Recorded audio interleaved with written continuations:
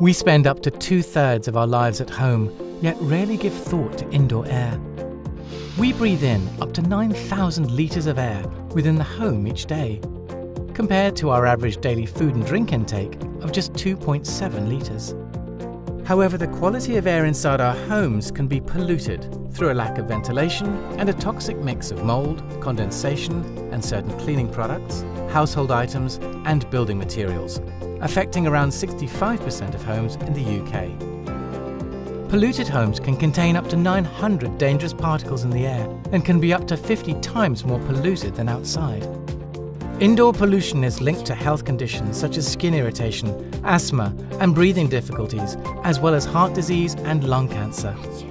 Levels of indoor air pollution can be reduced through effective home ventilation systems which help to remove polluted air and replace it with clean, fresh air. Take action now to improve your ventilation and protect your family's health within your home.